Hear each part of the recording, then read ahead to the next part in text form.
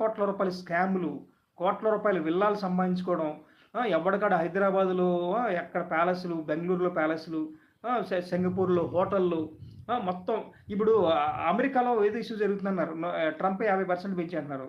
అసలు ట్రంప్ పెంచిన విషయానికి 3 ఛానెల్స్ అల్లాడిపోతున్నాయి. టీవీ నైన్ అల్లాడిపోతుంది, ఎన్టీవీ అల్లాడిపోతుంది, ఏబీఎన్ అల్లాడిపోతుంది. ఎందుకు ఈ ముగ్గురు అల్లాడిపోతున్నారు? కారణం ఏంటంటే వాళ్ళ సామాజిక వర్గం బ్యాచ్ మొత్తం కూడా యూఎస్‌లో ఉన్నారు. వీళ్ళ బ్లాక్ మనీ మొత్తం కూడా బయట తెచ్చేది కూడా అక్కడి నుంచి వస్తాయి కాబట్టి వీళ్ళు అక్కడ వాళ్ళకి ఏదో జరిగిపోతుందన్న భయంలో ఏదో అల్లాడు చచ్చిపోతున్నారు. ఎందుకు అంత భయం పడిపోవాల్సిన అవసరం? వాడు 100 50 కాబట్టి 200 పెంచుకోమను. ఆ క్యాలిబర్‌గా మన గవర్నమెంట్, సెంట్రల్ గవర్నమెంట్ ఏదైతే ఉందో, నరేంద్ర మోడీ ప్రభుత్వం ఏదైతే ఉందో, క్యాలిబర్‌గా ఆడు కాకపోతే ఇంకోడు అన్నట్టు ఆల్టర్నేటివ్‌గా చేయాల్సిన బాధ్యత.